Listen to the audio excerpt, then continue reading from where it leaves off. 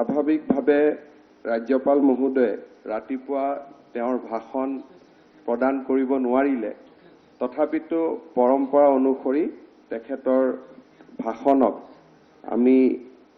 ভাষণৰ বাবে ধন্যবাদ জনাই আমি ইয়াতে প্ৰস্তাৱ উত্থাপন কৰিছোঁ ৰণোজ পেগু ডাঙৰীয়াই আৰু তাৰ ওপৰত আমি বিতৰ্কত যোগদান কৰিছোঁ। যদিও সাধাৰণতে ৰাজ্যপালৰ ভাষণৰ ওপৰত যেতিয়া আমি বিতৰ্কত অংশগ্ৰহণ কৰোঁ ৰাজ্যপাল মহোদয়ে তেওঁৰ ভাষণত যিখিনি প্ৰস্তাৱ বা যিখিনি ইস্যু তেখেতে সদনৰ আগত প্ৰকাশ কৰে তাৰ ওপৰতে আমি বিতৰ্ক কৰাৰ প্ৰয়োজন। কিন্তু বৰ্তমান অসমৰ পৰিৱেশৰ ওপৰত বা স্বাভাৱিকভাৱে চলি থকা বাতাবৰণৰ ওপৰত ভিত্তি কৰি বিৰোধী পক্ষৰ পৰা দিয়া দুইটা বক্তব্যতে চিটিজেনশ্বিপ এমেণ্ডমেণ্ট এক্টৰ প্ৰসংগ আহিছে আৰু আমি শাসকীয় পক্ষই বিচাৰিছোঁ যে ইয়াৰ ওপৰত এটা বিতৰ্ক হোৱা উচিত আৰু সেইকাৰণে মোৰ যিখিনি ৰেছপন্স এইখিনি মই মহামান্য ৰাজ্যপাল মহোদয়ে আগবঢ়াই যোৱা উন্নয়নমূলক কথা বা আমাৰ চৰকাৰখনৰ যোৱা 4টা বছৰৰ সফলতা এই কথাখিনিৰ ওপৰত গুৰুত্ব অলপ আজিৰ পৰিপ্ৰেক্ষিতত বহুত বেছি নকৈ মই পোনে পোনে চিটিজেনশ্বিপ এমেণ্ডমেণ্ট এক্ট বা ইয়াৰ লগত জড়িত আনুষংগিক কথা বতৰাখিনি এই বিধানসভাৰ জৰিয়তে অসমৰ ৰাইজৰ ওচৰত দৃষ্টিগোচৰ কৰিব খুজিছোঁ।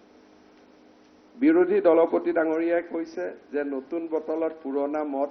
মই মদ নাখাওঁ কিন্তু মই যিমান দূৰ জানো যে পুৰণা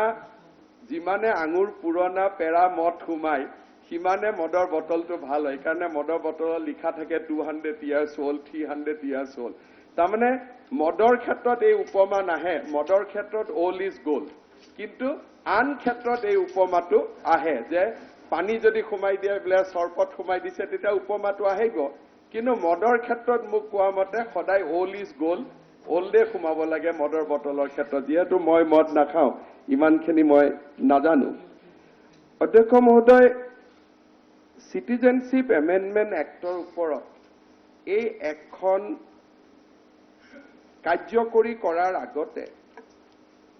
ভাৰতৰ গৃহমন্ত্ৰী অমিত শ্বাহ ডাঙৰীয়াই উত্তৰ পূৰ্বৰ প্ৰতিটো দল আৰু সংগঠনৰ লগত বিশদভাৱে আলোচনা কৰিছিল।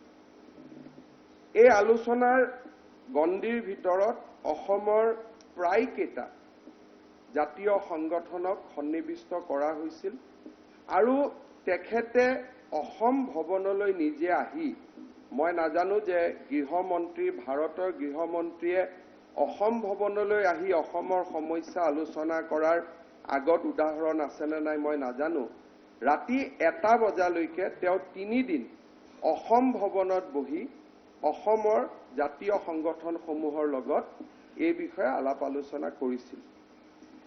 আলাপ আলোচনাৰ সময়ত সদৌ অসম ছাত্ৰ সন্থাৰ লগত যেহেতু সেই আলোচনাত থকাৰ সৌভাগ্য মুখ্যমন্ত্ৰী ডাঙৰীয়া আৰু মোৰ হৈছিল সেই সময়ত সদৌ অসম ছাত্ৰ সন্থাক গৃহমন্ত্ৰী অমিত শ্বাহ ডাঙৰীয়াই কৈছিলে যে অসমত 70 লাখ বিদেশী আছে তাৰ ভিতৰত ভাৰত চৰকাৰ অনুমান হিচাপে 5 লাখ বাংলাদেশী হিন্দু এই 5 লাখ বাংলাদেশী হিন্দুৰ ক্ষেত্ৰত আপোনালোকে এটা মানৱীয় ৰূপ এটা গ্ৰহণ কৰক বাকিখিনি আমি একেলগে মিলি এখন নতুন নাগৰিকপঞ্জীৰ জৰিয়তে বাকিখিনিক আমি ডিটেক্ট কৰিম আৰু যাৰ লগত মই সদৌ অসম ছাত্ৰ সন্থাৰ লগত প্ৰতিটো মাহত মই বহি আলোচনা কৰি আমি আমাৰ ইস্পিত লক্ষ্যত উপনীত হোৱাৰ চেষ্টা কৰিম।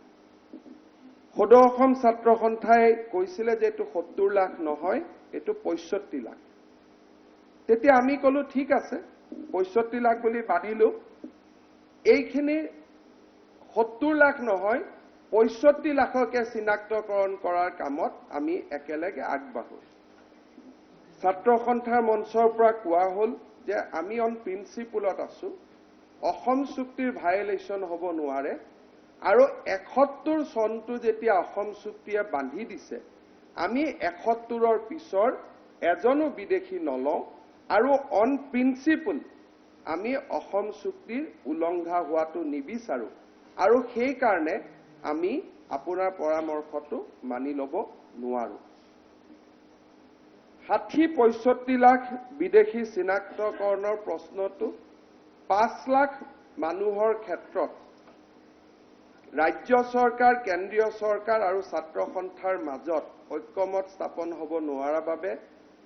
আমি এটা সমাধান সূত্ৰত উপনীত হ'ব নোৱাৰিলো আৰু তাৰ ফলত অসমৰ পৰৱৰ্তী সময়ছোৱাৰ ইতিহাস সকলোৱে জানে ৫জন লোকে প্ৰাণ হেৰুৱালে অৱশ্যে ৫জনৰ লগত সেই সময়ত হিংসাত্মক ঘটনাত আৰু ২জন ব্যক্তিয়ে প্ৰাণ হেৰুৱাইছিলে গতিকে সেই ধৰণে এটা বেদনাদায়ক অধ্যায়ৰ আমি সকলো সাক্ষী হৈ ৰৈ ললো ৫জন যুৱকৰ প্ৰাণ হেৰুৱালে অসম চৰকাৰ তাৰ বাবে অতি দুঃখিত আমি তেওঁলোকৰ পৰিয়ালক সমবেদনা জনাইছো আৰু গুলী চালনাৰ ৬ ঘণ্টা ৫ ঘণ্টাৰ ভিতৰতে যি ধৰণে কংগ্ৰেছ মন্ত্ৰীসভাত থাকোতেও গুৱাহাটীৰ বোমা বিস্ফোৰণৰ ৫ ঘণ্টাৰ পিছতে মই মেডিকেল কলেজত গৈছিলো ঠিক সেই ধৰণে তেওঁলোকৰ ওচৰত গৈছিলো বিনামূলীয়া চিকিৎসাৰ পৰা পৰিয়ালক মাত কথা দিয়াৰ পৰা যিমানখিনি মানৱীয় দৃষ্টিগুণৰ পৰা কৰাৰ প্ৰয়োজন আছিল সেইখিনি কৰাৰ আমি চেষ্টা কৰিছিলো ওদালগুৰিৰ মৃত পৰিয়ালৰ ঘৰলৈ মন্ত্ৰী পীযুষ হাজৰিকা ডাঙৰীয়া নিজে গৈ আমি সমবেদনা জ্ঞাপন কৰিছিলো বাকি কেইগৰাকী ব্যক্তিৰ ঘৰত যোৱাৰ পৰিৱেশ এটা নাছিলে আমি পৰিস্থিতি বেছি গুৰুতৰভাৱে কিবা এটা অৱনমিত হওক তাৰ হেতু আমি ভবা নাছিলো কিন্তু ৰাজ্য চৰকাৰে তেওঁলোকৰ মৃত্যুত মৰ্মাহত আৰু আমি তেখেতসকলৰ পৰিয়ালৰ লগত থিয় হৈ আছো আমি থিয় হৈ থাকিম স্বাভাৱিকভাৱে কংগ্ৰেছৰ মন্ত্ৰীসভা যেতিয়া আছিলে তেতিয়া কাকপথাৰতো এনেকুৱা নিৰীহ লোকৰ প্ৰাণ হেৰুৱাইছিলে বিভিন্ন স্থানত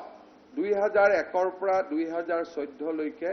বহু নাগৰিকৰ মৃত্যু হৈছিল যিসকল হয়তো কোনো ঘটনাত প্ৰত্যক্ষভাৱে জড়িত নাছিল সেই সময়তো তেনে পৰিয়ালত আমি গৈছিলো তেতিয়াৰ মুখ্যমন্ত্ৰী গগৈ ডাঙৰীয়াও গৈছিলে আৰু তেওঁলোকক আমি বিভিন্ন ধৰণে সহায় কৰাৰ চেষ্টা কৰিছিলো ঘটনাৰ সময়ত নিৰীহ লোকৰ মৃত্যু হয় যিটো আমি কেতিয়াও গ্ৰহণ কৰিব নোৱাৰো অতি মৰ্মদায়ক দুখদায়ক ঘটনা কিন্তু নিয়তিৰ পৰিহাস ৰূপে এই ৫জন লোকে প্ৰাণ হেৰুৱালে আমি তেওঁলোকক সমবেদনা জনাইছো ১০, ১১, ১২, ১৩, ১৪ গুৱাহাটীৰ যি পৰিৱেশ আছিল সেই পৰিৱেশৰ লগত এই ঘটনাক যেতিয়া আমি লগ হৈ একেলগে চোৱাৰ চেষ্টা কৰো তেতিয়ালে হয়তো আমি বিচাৰো কৰিব লাগিব যে আৰক্ষীৰ ওচৰত বিকল্প কিমান আছে অৰ্থাৎ আৰক্ষীয়ে সেই দিনাখন কিবা ব্যৱস্থা নললে আৰু গুৱাহাটী মহানগৰীত শংকৰদেৱ কলাক্ষেত্ৰৰ জাপি শংকৰদেৱ কলাক্ষেত্ৰৰ শৰাই পৰ্যন্ত ভাঙি দিয়া হৈছিল গুৱাহাটীৰ ৰেলিং গুৱাহাটীৰ ৰাস্তা চূৰ্ণ বিচূৰ্ণ কৰি দিয়া হৈছিল আৰু তেনেকুৱা পৰিৱেশৰ প্ৰাংগণত আৰক্ষী নীৰৱ হৈ থকাটো ৰাইজে কিমান গ্ৰহণ কৰিলেহেঁতেন সেয়াও এক চিন্তাৰ বিষয় যি হওক মই বিশ্বাস কৰোঁ যে অসমত তেনেকুৱা কৰুণ আৰু বেদনাদায়ক ঘটনা নহওক আৰু আমি অত্যন্ত আনন্দিত যে ভাৰতীয় জাতীয় কংগ্ৰেছৰ নেতা ৰাহুল গান্ধীকে ধৰি সকলোৱে আহি এই লোকসকলৰ ওচৰত মাত দিছেহি অসমৰ ৰাইজে আমাৰ জাতীয় জীৱনৰ চৰিত্ৰক প্ৰকাশ কৰি সেই মৃত লোকসকলৰ ওচৰত থিয় হৈছে আৰু আমি আমাৰ দলৰ ফালৰ পৰাও চৰকাৰৰ ফালৰ পৰাও তেওঁলোকক গভীৰ সমবেদনা জ্ঞাপন কৰিছো আৰু ইয়াত মই ভাবো যে কোনো দুটা কথা থাকিব নোৱাৰে অধ্যক্ষ মহোদয় গোটেই সমস্যাৰ আৰম্ভ হৈছে এটা উৰা বাতৰিৰ পৰা আজিও বিধানসভাত মাননীয় বিৰোধী দলপতিয়ে বাংলাদেশৰ কিছু ব্যক্তিৰ নাম ইয়াত প্ৰকাশ কৰিছে তেওঁলোক কোন তেওঁলোকৰ সংসদৰ সদস্য বা তেওঁলোকৰ সামাজিক লোকাষ্টেণ্ডাই কি আছে তেওঁলোকৰ ওচৰত ডাটা কি আছে তেওঁলোকে ধন্যবাদ গ্ৰহণ কৰাৰ আগত অসমখনক বিশৃংখল কৰাৰ ষড়যন্ত্ৰ লুকাই আছে নেকি? কাৰণ তেওঁলোক বাংলাদেশত আছে, বাংলাদেশত বিভিন্ন ইছলামিক সন্ত্ৰাসবাদী সংগঠনৰ দৰে বহুতে তাত কাম কৰে, তাত নন ষ্টেট এক্টৰ বহুত আছে। এই প্ৰামাণিক বোলা ব্যক্তিজন কোন? ভাৰত চৰকাৰে তেওঁক স্বীকৃতি দিয়ে নে নিদিয়ে? তেওঁ যেতিয়া 2.5 কোটি মানুহ আহিব বুলি কয়, স্বাভাৱিকতে আমি প্ৰশ্ন কৰিম নে নকৰিম যে বাংলাদেশৰ সেন্সাছত 2.5 কোটি হিন্দু লোক দেখা দিয়ে নে নিদিয়ে? আমি যিমান দূৰ জানো যে বাংলাদেশৰ সেন্সাছত আজিৰ দিনত 1,30,00,000 হিন্দু নাগৰিক বা ওচৰে পাজৰে হিন্দু নাগৰিক আছে। যেতিয়া কোনোবা প্ৰামাণিকে টিভিত কয় যে 2.5 কোটি হিন্দু নাগৰিক এতিয়া অসমত আহিব, তেতিয়া আমি প্ৰশ্ন কৰিব লাগিব যে সেই প্ৰামাণিক গৰাকী কোন? অসমৰ ইছ্যুত তেওঁ কিয় মাত মাতিছে? অসমখনত কবাক আকৌ এবাৰ জুই জ্বলোৱাৰ কিবা ষড়যন্ত্ৰ বাংলাদেশত ৰচনা হোৱা নাইতো। অধ্যক্ষ মহোদয়, 1 কোটি এটা সংখ্যা কোৱা হৈছে যে অমিত মালৱীয়ে টুইট কৰিছে। বিৰোধী পক্ষৰ সন্মানীয় দলপতিজনক মই বিনম্ৰতাৰে কম যে তেখেতে কতো অসম শব্দটো ইউজ কৰা নাই, তেওঁ ইণ্ডিয়া শব্দটো ইউজ কৰিছে। আৰু ইণ্ডিয়া শব্দটো যেতিয়া ইউজ কৰে, পাঞ্জাবৰ শিখ, গুজৰাটৰ পাৰ্চী, কলিকতাত পশ্চিমবংগৰ বঙালী হিন্দু, এই গোটেইখিনিক লগত লোৱাৰ পিছত অসমত বঙালী হিন্দুৰ পৰিমাণটো নিৰ্ণয় হ'ব। কিন্তু এই আতংকময় অসমখনত যদি অমিত মালৱীয়াই ভাৰতত কৰা 1,35,00,000 আমি যদি জাক্সটাপোজ কৰি কওঁ যে সেইটোৱে অসম বুলি যদি কওঁ, তেতিয়াহ'লে মই নাভাবো যে আমি কিমান জাষ্টিছ কৰিছো আমাৰ কাৰণে। আমি অসমৰ ৰাইজক যদি কোনোবা ইয়াত সাহসেৰে ক'ব পাৰে যে হয় 1 কোটি এইখন আইনৰ অধীনত বিদেশী আহিব আৰু যদি 1 কোটিতকৈ এজনো কম আহে মই ৰাজনীতি ত্যাগ কৰিম, মোৰ আপত্তি কৰিবলগীয়া একো নাই। কিন্তু মই অত্যন্ত বিনম্ৰতাৰে সৈতে কৈছো, এই আইনৰ সুযোগ লৈ অসমত যদি 5 লাখতকৈ, সংখ্যাটো কিয় কৈছো তাৰ ওপৰতো কম, এজনো যদি ভাৰতীয় বিদেশী নাগৰিকে যদি ভাৰতীয় হ'ব চেষ্টা কৰে,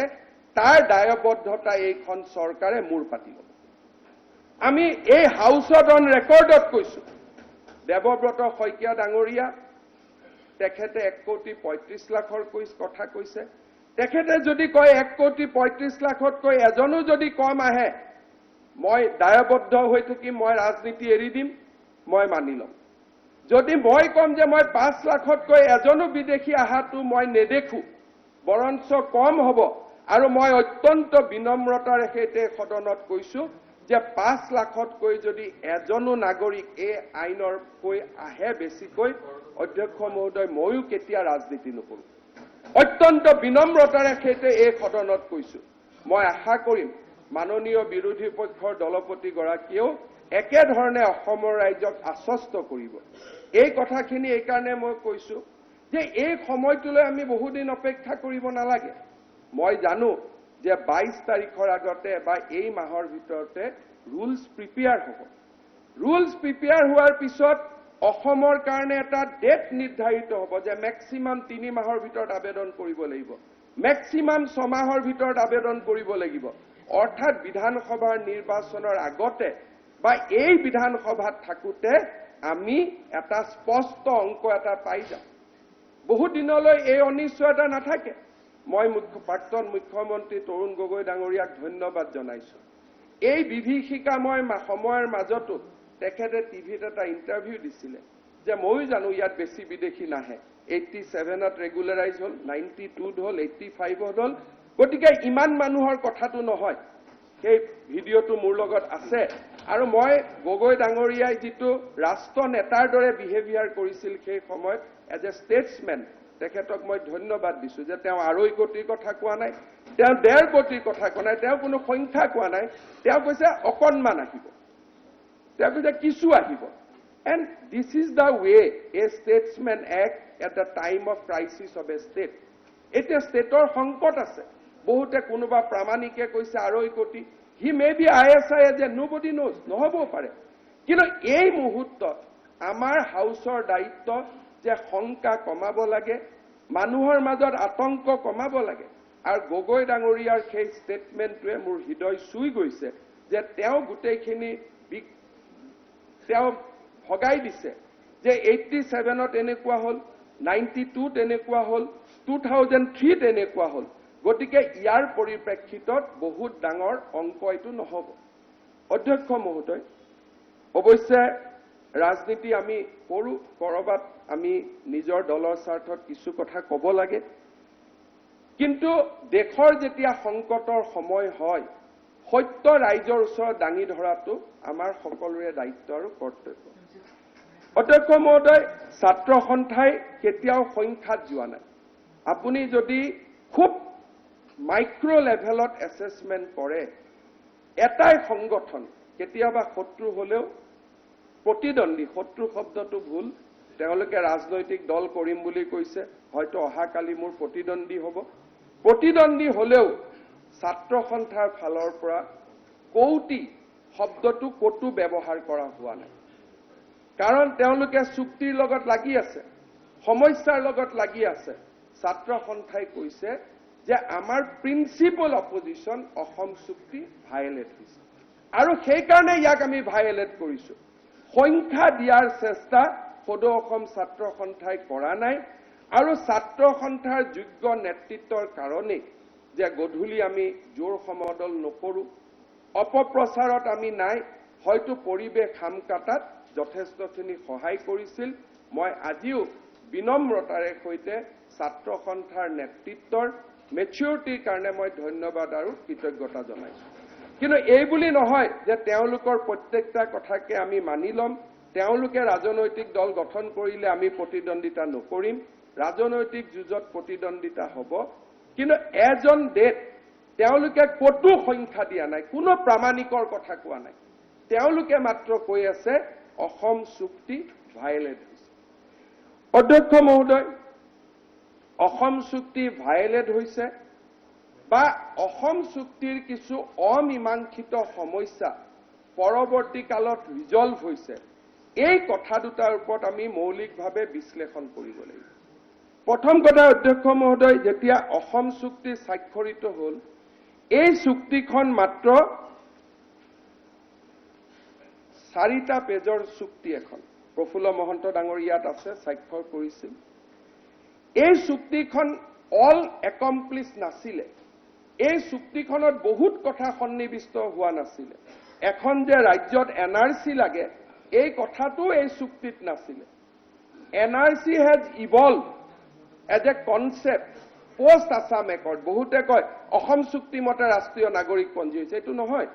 গগৈ ডাঙৰীয়া আছে 2005 চনত মনমোহন সিং ডাঙৰীয়া অসমত আহিব সদৌ অসম ছাত্ৰ সন্থাই বন্ধ দিলে মনমোহন সিং ডাঙৰীয়াই ক'লে যে মই অসমত বন্ধ দিলে নাহো this is my first visit Gogoi ডাঙৰীয়াৰ নিৰ্দেশত আমি দুজনমান মন্ত্ৰীয়ে ছাত্ৰ সন্থাৰ লগত ইনফৰ্মেল কণ্টেক্ট স্থাপন কৰিলো জনতা ভৱনৰ পুৰণা ঘৰটোত গগৈ ডাঙৰীয়াৰ লগত ছাত্ৰ সন্থাৰ বৈঠক হ'ল 2005ত মনমোহন সিঙৰ বৈঠকত এনআৰসি ফৰ্মেলাইজ হ'ল কিন্তু এনআৰসিৰ ডিটেইল গাইডলাইন তৰুণ গগৈ ডাঙৰীয়াৰ মুখ্যমন্ত্ৰী থকাৰ সময়ত আমাৰ সকলোৰে প্ৰচেষ্টাত ছাত্ৰ সন্থাৰ লগত গোটেই কামখিনি আমি কৈ গৈছিলো গগৈ ডাঙৰীয়াই মোক লৈ গৈছিল 2005 চনৰ সভাত যদিও মই তেতিয়া কোনো আসাম একৰ্ডো মন্ত্ৰী নাছিলো একো নাছিলো he asked me to accompany him and it took just 10 minutes কাৰণ আমি হোমৱৰ্কখিনি ইয়াতে কৰি লৈ গৈছিলো that means NRC কোনো আসাম একৰ্ডত ইয়াত লিখা হোৱা নাছিল আসাম একৰ্ডত ইস্যু আছিল যে 71টো কাট অফ হ'ল কিন্তু 71ৰ কাট অফ হোৱাৰ পিছত পঞ্জী কৰ পৰা হ'ব তাৰ মানে আসাম একৰ্ডৰ যেটো আনৰিজলভ ইস্যু আছিল 2005 চনত কংগ্ৰেছ চৰকাৰৰ সময়ত আসু কংগ্ৰেছ আৰু আমাৰ ত্ৰিপাক্ষিক বৈঠকত ৰিজলভ হ'ল that means Assam Accord is not a foolproof document it evolved in the process of time Assam Accordত কেইটামান অমীমাংসিত কথা থাকি গৈছিল আজি আমাৰ ইয়াত প্ৰাক্তন মুখ্যমন্ত্ৰী প্ৰফুল্ল কুমাৰ মহন্ত ডাঙৰীয়া আছে মই জাতীয় জীৱনৰ সন্ধিক্ষণত এই ভাষণটো দিছো বহুত উইথ দায়িত্ব সহকাৰে দিছো উইথ ৰেসপন্সিবিলিটি সহকাৰে দিছো মই জানো মোৰ এটা শব্দই অসমত বহুত প্ৰতিক্ৰিয়া সৃষ্টি কৰিব পাৰে ভাবি চিন্তি ভাষণ দিয়াৰ আগতে কেতিয়াও ভগৱানক নাম লৈ নাহো আজি ভগৱানক নাম লৈ আহিছো কাৰণ মই কেবাটাও কথা ক'বলগীয়া আছে যিটো কথা আগত আমি আলোচনা কৰা নাই এই একৰ্ডখন যেতিয়া আমি সহি কৰিছিলো ইয়াত কোৱা হৈছিল যে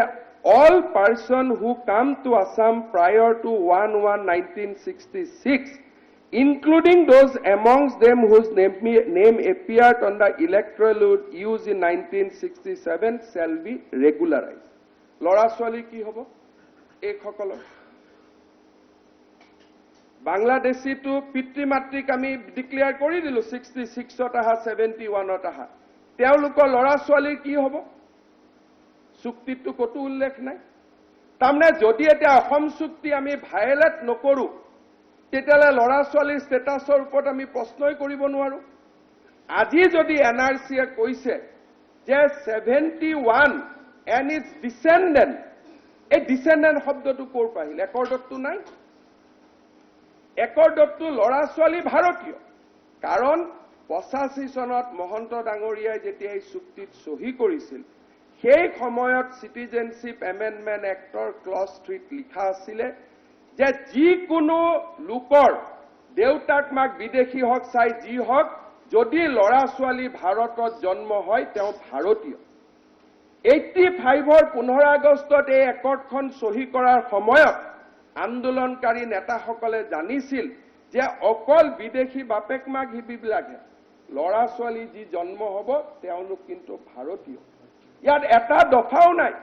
যে 1955 ৰ সিটিজেনশিপ এক্ট এমেন্ডমেন্ট হ'ব টু ডিক্লেয়াৰ সতী খন্তটিকো বিদেশী কৰিম বুলি ডিক্লেয়াৰ কৰিবৰ কাৰণে সেই একখন এমেন্ডমেন্ট কৰা হ'ব তাৰ মানে এইটো এটা অমীমাংসা প্ৰশ্ন আসাম একৰ্ডত থাকি গল which NRC খন যেনেকে অমীমাংসিত হৈ আছিল লৰা ছোৱালীৰ কি হ'ব সেইটো অমীমাংসিত হৈ থাকি গল অধ্যক্ষ মহোদয় IMDT বাতিলৰ ক্ষেত্ৰত কি আছিল keeping all aspect in a problem including constitutional legal provision ইয়াত কি লিখা আছিল অধ্যক্ষ মহোদয় the government will give consideration to certain difficulties expressed by ASU and AAGSB regarding implementation of IMDT Act তাৰমানে এই একৰ্ডখন সহি কৰোতে চুক্তি স্বাক্ষৰকাৰীসকলে মানি লৈছিল যে অকল difficulty will be removed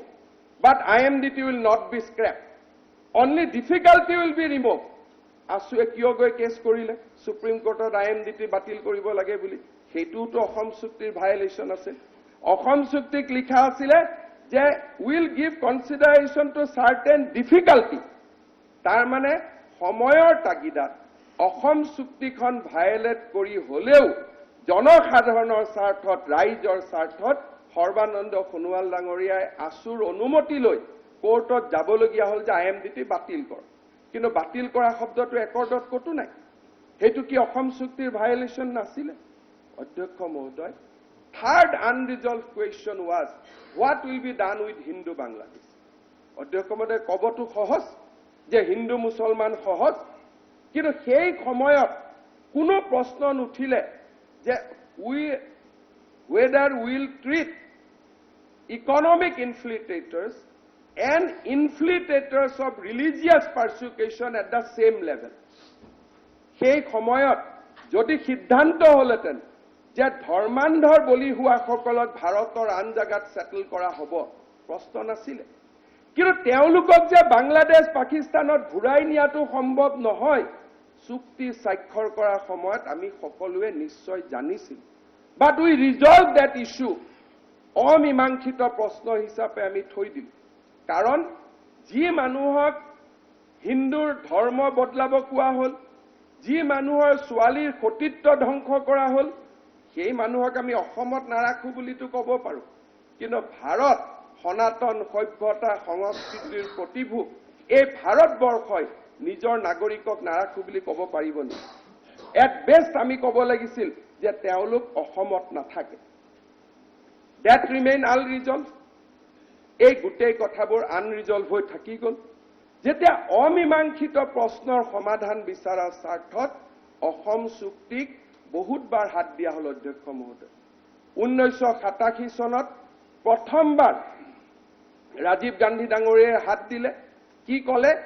যে যিকোনো বাংলাদেশী মাতৃ যদি বাংলাদেশী হয় এগৰাকী তেওঁৰ ল'ৰা ছোৱালী ভাৰতীয় হ'ব কেনেকৈ অধ্যক্ষ মহোদয় ৭১ৰ আগত সোমোৱা মানুহটো 2040 চন মানত চব মৰি নোহোৱাই হৈ যাব স্বাভাৱিক নিয়মত তাৰমানে অসম চুক্তিৰ এক্সপায়াৰী ডেট ইমানেই নেকি ৭১ত অহা 20 বছৰত আহিছিলে 60 বছৰত স্বাভাৱিক নিয়মত মৰি যাব তাৰমানে আসাম চুক্তিৰ এক্সপায়াৰী টাইম বাউণ্ড আছিল নেকি যদি অসম চুক্তিয়ে বিদেশী ল'ৰা ছোৱালীখিনিক সামৰি নলয় এইখন কেনেকুৱা চুক্তি আছিলে সেই চুক্তিৰ স্পিৰিটটো ভংগ কৰি 87ত এমেণ্ডমেণ্ট অনা হ'ল মহন্ত ডাঙৰীয়া মুখ্যমন্ত্ৰী আছিলে ৰাজীৱ গান্ধী ডাঙৰীয়া প্ৰধানমন্ত্ৰী আছিলে দীনেশ গোস্বামী ডাঙৰীয়াই ষ্টেটমেণ্ট দিছিলে যে আই ৱেলকাম দিছ এমেণ্ডমেণ্ট বিদগ্ধ বুদ্ধিজীৱী নগেন শইকীয়া ডাঙৰীয়াই ভোট দিছিল তাত কি কোৱা আছিলে যে এজন যদি বাপেক বাংলাদেশী হয় ল'ৰা ছোৱালী ভাৰতীয় বুলি গণ্য হ'ব is it not violation of spirit of Assam accord সমাজ মনে মনে থাকিলে বিজেপিক বিৰোধিতা কৰাৰ কাৰণে সমাজ জাগ্ৰত হ'ব অসম চুক্তিক ৰক্ষাৰ কাৰণে সমাজ জাগ্ৰত নহ'ব এই দুটা মানদণ্ডটো থাকিব নোৱাৰে 93 চনত আৰু এটা ভয়ানক এমেণ্ডমেণ্ট আহিলে যে যদি কোনোবা বাংলাদেশী হওক যি হওক এজন যদি ভাৰতীয় হয় আৰু ভাৰতৰ বাহিৰতো যদি জন্ম হয় he will be treated as a citizen of India তাৰমানে মই বাংলাদেশী ছোৱালী বিয়া কৰাইছো অসমীয়া মই যদি বাংলাদেশতো মোৰ ল'ৰা ছোৱালী জন্ম দিওঁ ভাৰতত তেওঁলোক ভাৰতীয় বুলি গণ্য হ'ব ইমান ভয়ানক এমেণ্ডমেণ্ট 4(1) অফ চিটিজেনশ্বিপ এমেণ্ডমেণ্টে কতোটো প্ৰতিবাদ নহল এটা কিছুমানে কয় যে আমি অসম বন্ধ দিছিলো but that we have to find out তেতিয়াতো মানুহৰ বিবেকে দংশন নকৰিলে আজি কংগ্ৰেছ দলে যি CAৰ বিৰোধিতা কৰিছে অত্যন্ত বিনম্ৰতাৰে সৈতে কৈছো দুইটা এমেণ্ডমেণ্ট কংগ্ৰেছ দলে আনিছে 87ৰ এমেণ্ডমেণ্ট এণ্ড 90 নো সেম আমি ইয়াতে কোনো সেম কৰিব আনা নাই মই অত্যন্ত বিনম্ৰতাৰে সৈতে কৈছো যে দুইটা এমেণ্ডমেণ্ট আনিছিল আমাৰো ভুল হৈছে কৰবাত কংগ্ৰেছৰো ভুল হয় কোনেও কাকো সেম দিলে আজি অসমৰ পৰিৱেশত তাৰ সমাধান নোলায় অত্যন্ত বিনম্ৰতাৰে সৈতে কৈছো দুইটা এমেণ্ডমেণ্ট কংগ্ৰেছ চৰকাৰৰ দিনত অনা হৈছিলে সেই সময়ত হয়তো গগৈ ডাঙৰীয়া মই কংগ্ৰেছত ইমান ডাঙৰ পদত নাছিলো কেতিয়াবা মোক কোৱা হয় আপুনি অসম চুক্তিৰ মন্ত্ৰী আছিল এটা বছৰ ডেৰটা বছৰ মই মন্ত্ৰী আছিলো গোটেই সময়ছোৱাতে মই মন্ত্ৰী কেতিয়াও নাছিলো কিন্তু দুখটো গোটেই মোৰ গাতে মাৰি দিয়া হয় যেন ময়ে গোটেইখন অসম চুক্তি স্বাক্ষৰ কৰাৰ পৰা লাষ্টলৈকে আছিলো কোনোবা এটা সময়ত গগৈ ডাঙৰীয়াৰ লগত আছিলো আৰু তেওঁ ব্যক্তিগতভাৱে ক'ব তেওঁৰ পৰামৰ্শৰ বিপৰীতে পাত্তা এটাও নিহিলিছিল এটো তেওঁ জানে আৰু এটা আমি সকলোৱে জানো কৰবাত হয়তো মোৰ কথাও তেত মানিছিল কলিগৰ কথা কিন্তু সিদ্ধান্ত সদায় তেখেতে লৈছিল কোনোবাই যদি কয় যে সিদ্ধান্ত কংগ্ৰেছ চৰকাৰৰ দিনত তৰুণ গগৈ লোৱা নাছিল হিমন্ত বিশ্ব শৰ্মাই লৈছিল তেতিয়ালে গোটেই ভাল ফলখিনি মোৰ আগত দিব কাৰণ কংগ্ৰেছ চৰকাৰৰ দিনত অসমত বহুত ভাল কাম কৰা হৈছিল গুপ্ত হত্যা নোহোৱা হোৱাৰ পৰা পে কমিশন ইমপ্লিমেন্টেশনৰ পৰা বহুত ভাল কাম হৈছিল ভাল কামখিনি যদি মোৰ ওপৰত দিয়ে বেয়া কামখিনি মই ল'ব সাজু আছো যদিহে গগৈ ডাঙৰীয়াই দিয়ে এতিয়া প্ৰশ্নটো হ'ল যে 93ত এই এমেণ্ডমেণ্ট কংগ্ৰেছৰ দিনত কৰা হৈছিল তাৰ মানে কংগ্ৰেছৰ দিনতো অসম চুক্তিৰ স্পিৰিটটোক টাচ কৰা হৈছিল কিয় টাচ কৰা হৈছিল দিজ ওয়াৰ আনৰিজলভড কুৱেশ্যন অমীমাংসিত প্ৰশ্ন আছিল সমাধান কৰাৰ প্ৰয়োজন আছিল অসম চুক্তিত সতি সন্ততিৰ কথা লিখা হোৱা নাছিল ইট ইভলভ প্ৰথম কলে যে দুইটা বাপেক মাক হলে নহব এটা হ'ব তাৰ পিছত 93 এমেণ্ডমেণ্ট ওয়াজ এবাৰেশ্যন কিয় এইটো এমেণ্ডমেণ্ট আহিলে মই ক'ব নোৱাৰো 2003ত ফাইনেলি অটল বিহাৰী বাজপেয়ী ডাঙৰীয়াই ক'লে যে কোনো বিদেশী ল'ৰা ছোৱালী ভাৰতীয় হ'ব নোৱাৰিব এজনে হওক দুজনে হওক তাৰ মানে অসম চুক্তিৰ আনৰিজলভ অমীমাংসিত প্ৰশ্ন এটা 85ৰ পৰা গৈ 2003ত সমাধান হ'ল আন এটা আনৰিজলভ ইছ্যু IMDT আইন সুপ্ৰিম কোৰ্টৰ মজিয়াত সমাধান হ'ল ঠিক সেই ধৰণে আৰু এটা আনৰিজলভ ইছ্যু যি কাৰণতে নহওক কিয় হিন্দু বাংলাদেশীৰ সমস্যা 2014ত সমাধান হ'ল নাও এই একৰ্ডত আৰু অমীমাংসিত প্ৰশ্ন একো নাই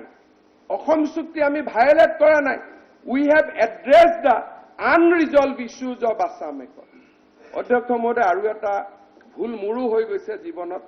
মই আজি ৰাতিপুৱা অত্যন্ত অনুতপ্ত ফিল কৰিছো 71 Assam Accord কাট অফ কেতিয়া কৈছিল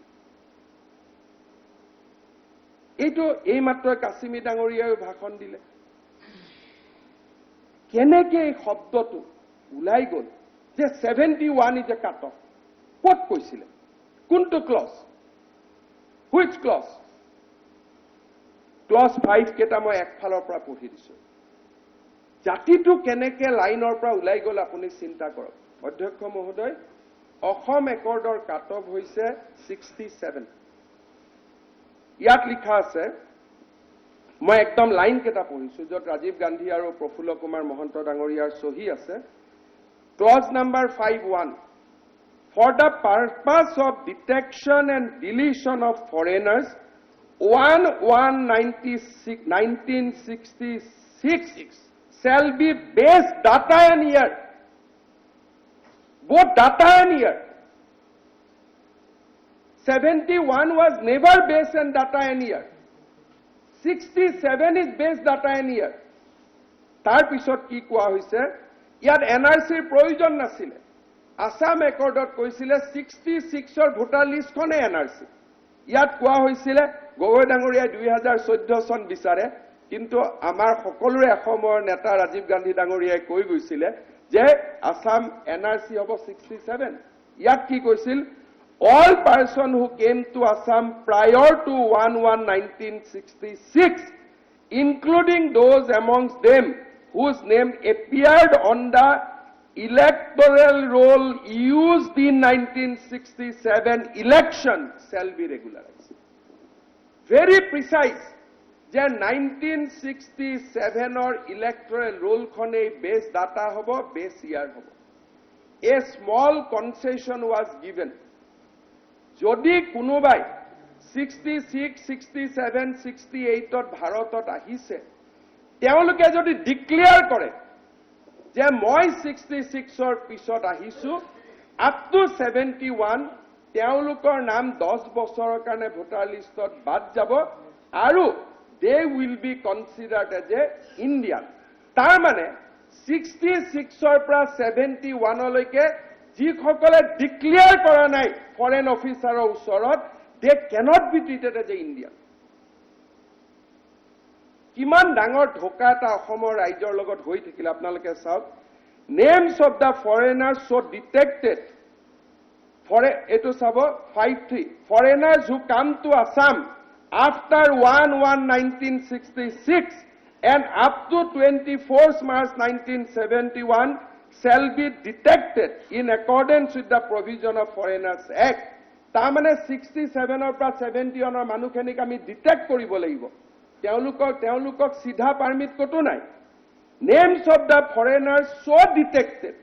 ডিটেক্ট কৰাৰ পিছত will be deleted from the electoral roll in force such person will be required to register themselves before the RO respective district with the provision of so and so for this purpose government of India will undertake on the expiry period of 10 years following the date of detection the names of all such person which has been deleted from the electoral rolls shall be restored.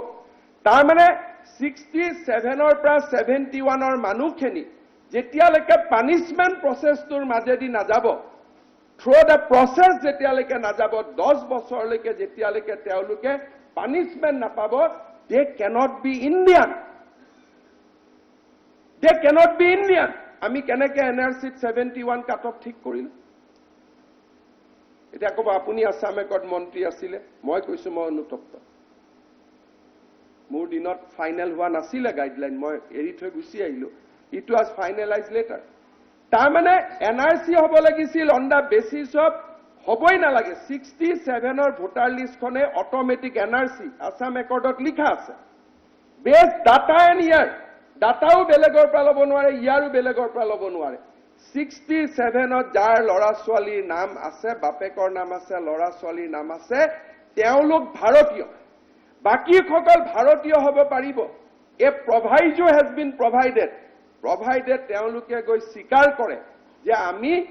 আহাটো হয় ৬৬ৰ পিছত কিন্তু ৭১ৰ আগত তেতিয়া foreigners registration officer will examine যে তোমালোকে 66ৰ পৰা 71ৰ ভিতৰত অহাটো সঁচা হয় নহয় যদি সঁচা হয় then judgement will be delivered তেওঁলোকৰ নাম 10 বছৰৰ কাৰণে ভোটাৰ লিষ্টৰ পৰা ওলাই যাব আৰু তেওঁলোকে 10 বছৰ পিছত ভোটাৰ লিষ্টত আকৌ সোমাব কোৰ পৰা 71 টো কাট অফ বুলি আমি কিয় কৈ থাকিলো ছাত্ৰ সন্থাৰ মজিয়াৰ পৰা কয় ৭১ কাট অফ কংগ্ৰেছৰ মজিয়াৰ পৰাও কয় বিজেপিৰ মজিয়াৰ পৰাও কয় কেতিয়াবা আমাৰ চুক্তি স্বাক্ষৰকাৰীসকলেও কয় অধ্যক্ষ মহোদয় কেইটামান ইংৰাজী শব্দ নপঢ়াৰ কাৰণে আজি আমি জাতিটোৱে এনআৰসি কৰিবলগীয়া হ'ল লিজেসি ডাটা ওলালে ইয়াতো লিজেসি ডাটাৰ প্ৰশ্ন নাই 67 electoral roll is the NRC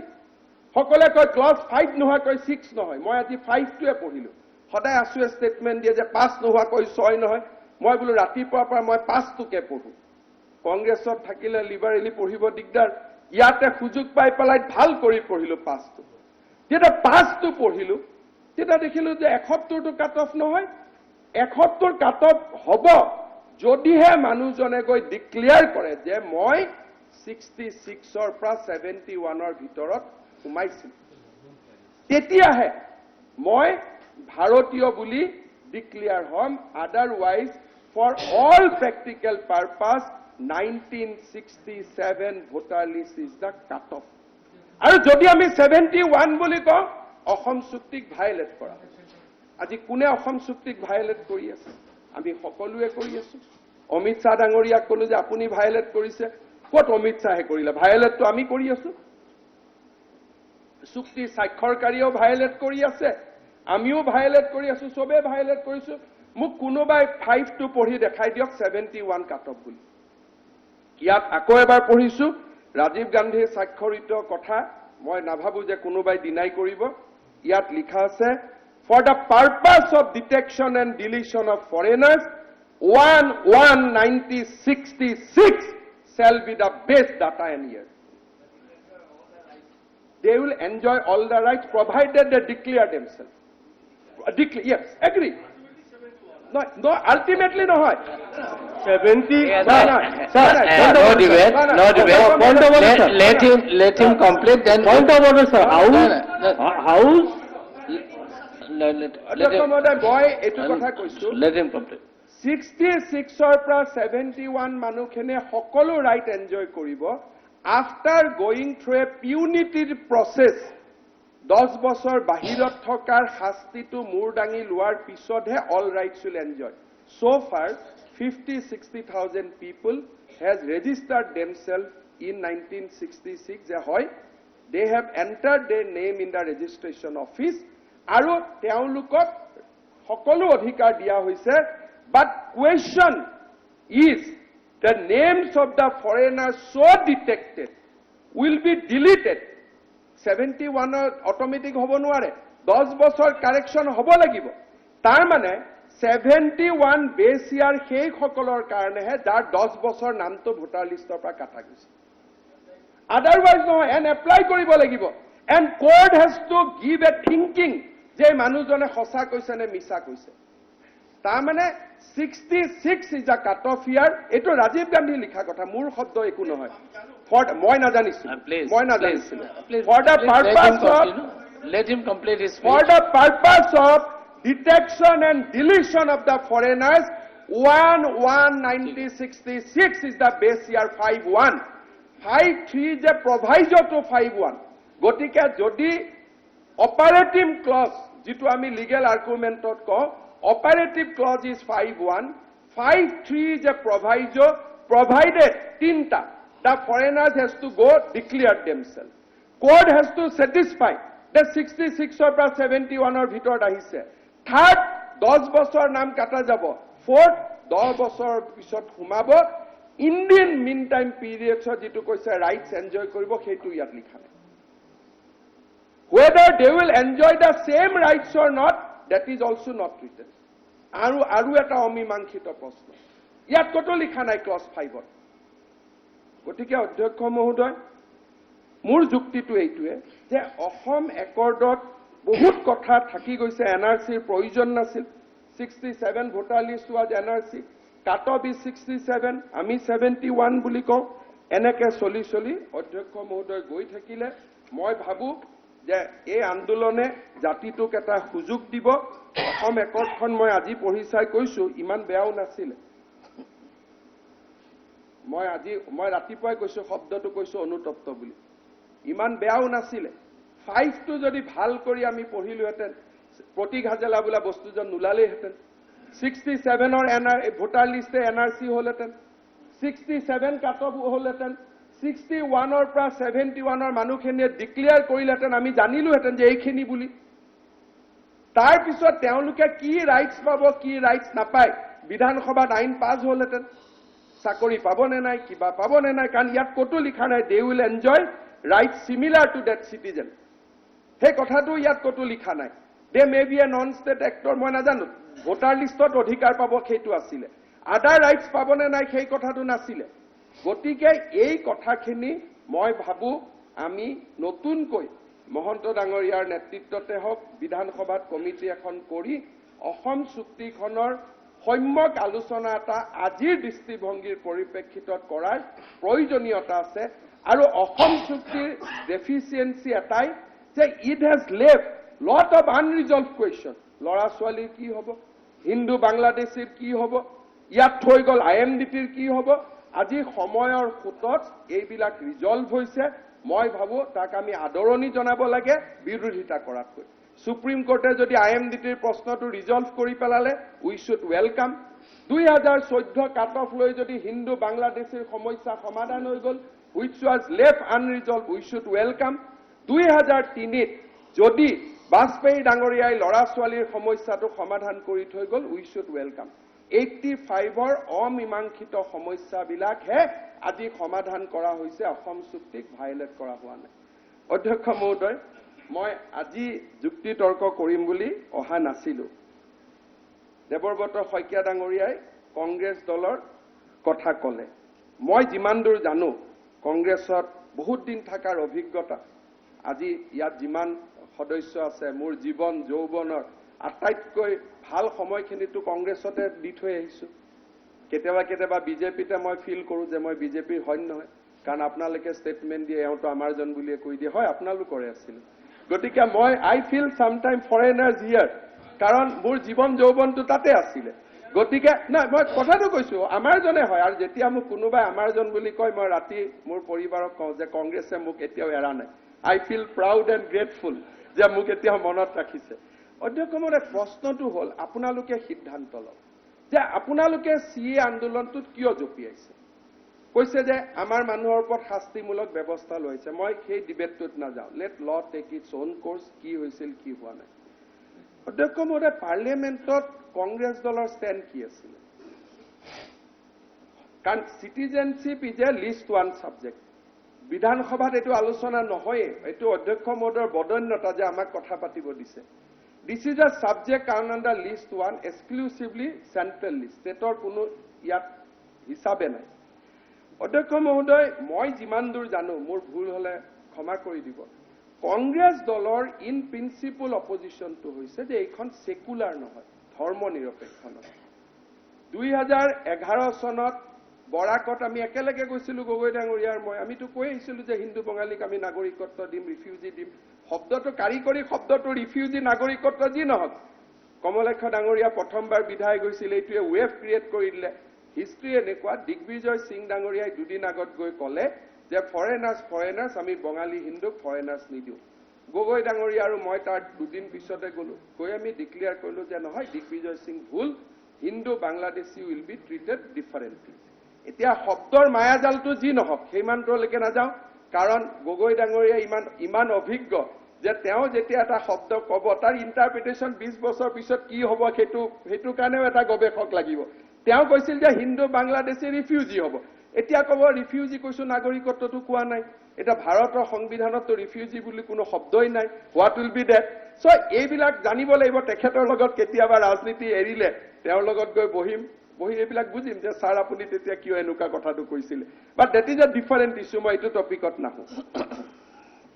কংগ্ৰেছৰ কেবিনেটতো ইয়াতে হ'ল যে persecuted people should be given citizenship persecuted কোন বাংলাদেশ পাকিস্তানততো মুছলমান পাৰ্চুকেটেড হ'ব নোৱাৰে ইকনমিক এক্সপ্লইটেশ্যন হ'ব পাৰে ডিসক্ৰিপশন হব পাৰে এক্সপ্লইটেশ্যন হব পাৰে বাট ৰিলিজিয়াছ পাৰ্চুকেটেড বুলি ক'লেই আমি সদায় তাৰ মাইনৰিটি পপুলেশ্যনক বুজিব লাগিব আজি আমি আমাৰ ইয়াত হিন্দু পাৰ্চুকেটেড হ'ব নোৱাৰে পাৰ্চুকেটেড যদি হ'ব লাগিব মুছলমান হ'ব লাগিব কাৰণ এইখন এখন হিন্দু প্ৰধান দেশ ৰিলিজিয়াছ পাৰ্চুকেটেড মানে if you lift the veil corporate veil religious persecution in Bangladesh Pakistan Afghanistan means Hindu Jain Buddhist Christian and Parsi আজি যদি আমি সেকুলার নহলহেতেন খ্রিস্টিয়ানটো কিয় রাখিলহেতেন আমি তো খ্রিস্টিয়ানটো নারাখিও চলিব পাৰিলহেতেন আমি সেকুলাৰ হয় কাৰণে খ্ৰিস্টিয়ানটো ৰাখিলো অধ্যক্ষ মহোদয় কংগ্ৰেছ দলে লোকসভাত কি এমেন্ডমেন্ট দিছিলে আমি জানা উচিত এই কাৰণে যে মই যিমান দূৰ জানো যে হাইবি ইডেন তেখেতে এটাই দিছিলে কংগ্ৰেছ দলৰ যে after Christian community add Ahmadiyya community তাৰমানে after Christian if you add Ahmadiyya then there is no issue Congress দলৰে সপ্তগিৰি শংকৰ উলাকা কৰাপুটৰ তেওঁ সংসদ তেওঁ কৈছিলে যে after Christian put after Persian Christian put Parsi Christian or Muslim community. This is their amendment. Koto Ahom Chuktir kotha koi kuno amendment dia nai. Congress dole Ahomot ki koise moi najano. Kintu Lokosabhat Congress dole eta shobdou koa nai je Ahom Chuktir violation hoise karone ami Citizenship Amendment Act oppose korisu. This is the official amendment moved by Saptagiri Shankar Ulaka, Karatpuror Congress MP. Only amendment he moved, je Hindu both join Christian or Pisot include Muslim. Tamara Muslim include kora loge loge Congress or opposition says. Haibi Eden, another MP, teo dise, teo Muslim koa nai, teo koise substitute Ahmedia. Congress দলে কতো কোৱা নাই যে it will violate Assam accord মই নাজানো আপোনালোকে দিল্লীত খুধি ইয়াত আন্দোলন কৰি আছে নে নাই যদি ভাবিছে যে আমি কোনেও বুজি নাপাওঁ এইটো কথাটো বেলেগ সংসদত কংগ্ৰেছ দলে ফৰ্মেল দি এমেন্ডমেন্ট আনিছে সংশোধন আনিছে মই অসমৰ বৌদ্ধিক জ্যোতিষ্কসকলক অনুৰোধ কৰিম যে তেওঁলোকে সংসদত এমেন্ডমেন্টখিনি কংগ্ৰেছৰ চাওক only amendment they have proposed add Muslim. Koto koa nai je Ahom Chukti violationor karone ami amendment anisu. Gaurav Gogoi dangoriya ana nai, Poddut Bordloi dangoriya nai, kune ana nai. Tat khali likha je add Muslim. These are the two official amendment. Jodi mur bhul hoise, moi khoma khujim. Bhakhonot ki koise amak nalage. But formal amendment has been moved only to include Muslim. তার মানে হিন্দু বাংলাদেশী হিন্দু জৈন খ্রিস্টিয়ানত আমি 5 লাখ বুলি কৈছো 5 লাখ হলে ৰাজনীতি এৰিম বুলি কৈ দিছো বেছি হলে কিন্তু যদি মুসলিম খেনিকো ঘুমাই লব লাগে এটো 65 লাখ হৈ গলহেতেন তাৰমানে কংগ্ৰেছে কিটো এমেন্ডমেন্ট আনিছিল আজি ভাল পাব মুসলিম মানুহৰ মাজত ভোট হয়তো বাঢ়িব মই বেয়া নাপাওঁ মই ভাল পাওঁ মোৰ পুৰণা পাৰ্টিটোৰ ভোট বাঢ়িলে কৰবাত কোনো আপত্তি নাই কিন্তু only amendment Congress party has brought in the Lok Sabha include Muslim. Ahom Chuktik loi amendment koto nasil enei Biren Boisok gali pari ase teo mukole teo korile. Congressor baki সংসদ kejonok koto konobai khudok je apunaluke Assam Accordor namot amendment anisil niki. Saptagiri Singh Ulaka teo Orissar Congress bidhayok Haibi Eden Kerala Congress MP duijon. These are the official amendment moi download korisu. Eya hoise অধ্যক্ষ মহোদয় মই ভাবিম মই বিনম্ৰতাৰে কৈতে আজি ঋগবেদৰ কথা কোৱা হৈছে সাভাস্কাৰৰ কথা কোৱা হৈছে সাভাস্কাৰৰ কোনো ডকুমেন্ট নাই সাভাস্কাৰৰ কথা কোৱা হৈছে যে হিন্দু জিন্না হবই নোৱাৰে দুটা ক্ৰছ ৱৰ্ড যদি আপুনি কয় Himanta Jinnah it is accepted কিন্তু Hindu Jinnah this are contradictory word কাৰণ হিন্দু সৰ্বধৰ্ম সমভাৱ ঋগ্বেদে কৈছিলে বিপ্ৰা বহুদা বিবন্তি একম সত্য বিপ্ৰা বহুদা বিদান্তি তাৰমানে হিন্দু হলে he has to be secular we do not believe in one god we do not convert people আমি সত্ৰক বেদখল নকৰো আমি মছজিদক বেদখল নকৰো আমাৰ ক্যাৰেক্টাৰত নাই আমি ভাবিবই নোৱাৰো লাভ জেহাদ ধৰণৰ শব্দ হিন্দুৰ পৰিভাষাত আহিবই নোৱাৰে বটদ্ৰবাৰ দৰে সত্ৰ কোনোবাই দখল কৰিব তেনেকুৱা আমাৰ পৰিভাষা হ'বই নোৱাৰে হিন্দু আৰু Jinnah contradictory word because we don't believe in one god আমাৰ জীৱন শৈলী প্ৰথমবাৰৰ বাবে মই দেৱব্ৰত শইকীয়া ডাঙৰীয়াক ভাল পাইছো যে তেওঁ সনাতনৰ আটাইতকৈ ডাঙৰ কথাটো কৈ থৈ গ'ল সকলোৱে বুজা উচিত যে সনাতন এটা ইমান ডাঙৰ পৰম্পৰা we embrace all many people do not embrace Hinduism Aurangzeb demolish temple after temple ঔৰংজেবে কামাখ্যাৰ দৰে জাগ্ৰত মন্দিৰকো ধ্বংস কৰি দিয়া হৈছিল কিন্তু 5000 বছৰৰ ইতিহাসত এজন হিন্দু সম্ৰাটেও এটা মছজিদ এটা গীৰ্জা ধ্বংস কৰা উদাহৰণ নাই সেয়া হৈছে আমাৰ জীৱন শৈলী ধৰ্ম নিৰপেক্ষতা আমাৰ ৰন্ধে ৰন্ধে বুকুৱে বুকুৱে বাবৰি মছজিদটো ডিসপিউটেড স্ট্ৰাকচাৰ সুপ্ৰিম কোৰ্টে কি জাজমেন্ট দিলে আপোনালোকে জানে I think we should not question Supreme Court. যদি ৱাজেদ আলী চৌধুৰী ডাঙৰীয়াই ৰঞ্জন গগৈক প্ৰশ্ন কৰে মই একো ক'ব নাযাওঁ গগৈ ডাঙৰীয়াই ক'ব অধ্যক্ষ মহোদয় কথাটো হ'ল যে হিন্দুৰ জীৱন শৈলী এনেকুৱা যে আমি হিন্দু আৰু জিন্না হ'ব নোৱাৰে এই individual can be Jinnah but Hindu cannot be Jinnah আৰু সেই কাৰণে আমি দেশৰ পিছত দেশ সভ্যতাৰ পিছত সভ্যতা আমি হেৰুৱাই পেলাইছো মাটি হেৰুৱাইছো বৰপেটাত মইনবাৰী সত্ৰ হেৰুৱাইছো অসমত সত্ৰৰ পিছত সত্ৰ হেৰুৱাইছো অসমত ঘৰৰ পিছত ঘৰ হেৰুৱাইছো কিন্তু ধৰ্ম নিৰপেক্ষতা আমাৰ বুকুৰ মাজত ইমান সোমাই গ'ল যে আজি হিন্দুৱে ৰিটালিয়েট কৰিব নোৱাৰে আৰু হয়তো জীৱনত হিন্দুৱে ৰিটালিয়েট কৰিব নোৱাৰে মাননীয় অধ্যক্ষ মন্ত্ৰী মহোদয়ে মহেন্দ্ৰবাৰী সত্ৰৰ কথা কৈছে মহেন্দ্ৰবাৰী এদিন আলোচনা আনিব মন্ত্ৰী মহোদয়ে জানে এইটো গৰাখহনীয়াটো কৈছে জনগোষ্ঠী মহেন্দ্ৰবাৰী সত্ৰ ধ্বংসৰ কাৰণে দায়ী কৰা অনুচিত ইট গিভছ এ আপুনি ক'বলৈ পাব আপোনাক ক'বলৈ দিয়া হ'ব আপুনি ক'বলৈ দিয়া হ'ব আপোনাক ক'বলৈ দিয়া হ'ব মোৰ পিছত প্লিজ প্লিজ ঠিক আছে প্লিজ যদি মই মইনবাৰী সত্ৰটো মোৰ ভুল হ'ল তেতিয়াহ'লে সেইটো ৰিপ্লেচ কৰি কৈছো শ মন্দিৰ হ'ব নহয় সেম শ সত্ৰ মোক লিষ্ট দিব মই দি দিম অধ্যক্ষ মহোদয় শেষত মই 5 মিনিটত সামৰিম দুটা ডাঙৰ কথাৰে এজিটেটেড মই এনেই নহওঁ কিছুমানে মোক কয় যে তেওঁ বিজেপিত গৈ মুখ্যমন্ত্ৰী হ'বৰ কাৰণে এইবিলাক কৰিছে অধ্যক্ষ মহোদয় কোনে মুখ্যমন্ত্ৰী পাতিব 52 জন বিধায়ক লৈ মুখ্যমন্ত্ৰী হ'ব নোৱাৰিলো ক'ত মুখ্যমন্ত্ৰী হ'ব অজন্তা বাইদেৱে সাক্ষী দিব এইবিলাক বাদ দিয়ক এটা age of 50 people should be mature ঠিক আছে বাইদেউ ঠিক আছে নহয় গতিকে এইবোৰ নহয় এইবোৰ বাদ দিওঁ এইবিলাক কথা থক ৰঞ্জিত দাস ডাঙৰীয়াক 1 ফেব্ৰুৱাৰী তাৰিখে লিখিমেই যে 21 চনত ইলেকশ্যন উঠাৰ ইচ্ছা নাই পাৰ্টি আদাৰৱাইজ ডিসাইড কৰিলে বেলেগ কথা এইবিলাক বাদ দিয়ক মোক সুবিধাবাদী অমুক তমুক এইবিলাক কৈ কোনো লাভ নাই because I am in the penultimate stage of my political life খালি বিজেপিক জিকাইহে জিকোৱাৰ আগত বিজেপিক জিকাইহে জিকাৰ আগত নহয় গতিকে যি নহওক সকলোৰে কথা থাকে বেলেগ বেলেগ ধৰণে জীৱনত চিন্তা কৰে I achieve many thing in life আৰু এচিভ কৰিবলগীয়া কি আছে 20 বছৰ মন্ত্ৰী গগৈ ডাঙৰীয়াই 14 বছৰ পাতিলে ইমান দীঘলীয়া স্থান এটা গতিকে আৰু কি লাগে দ্যাট ইজ ওৱান পাৰ্ট অধ্যক্ষ মহোদয় বিদ্ৰোহ ক'ত হয় বিদ্ৰোহ কেতিয়া হয় আজি ইমান ধুনীয়াকৈ দেৱব্ৰত শইকীয়া ডাঙৰীয়াই ক'লে যে চাউলুং চুকাফাই বৰ অসম গঢ়িলে কিমান ভাল লাগে শুনি চাউলুং চুকাফাই বৰ অসম গঢ়িলে শংকৰদেৱে বৰ অসম নিৰ্মাণ কৰিলে আই হোল হাৰ্টেডলি কনকাৰ দেম কিন্তু জমিয়ত উলেমা এইটো বিশ্বাস কৰে জমিয়ত উলেমাৰ লগত কংগ্ৰেছ দল কবাত নহয় কবাত জড়িত কোনোবা মেম্বাৰ ইয়াত আছে তাত আছে তেওঁলোক ৰিলিজিয়াছৰ they have opposed Pakistan they have supported Khilafat movement they have participated they have opposed Pakistan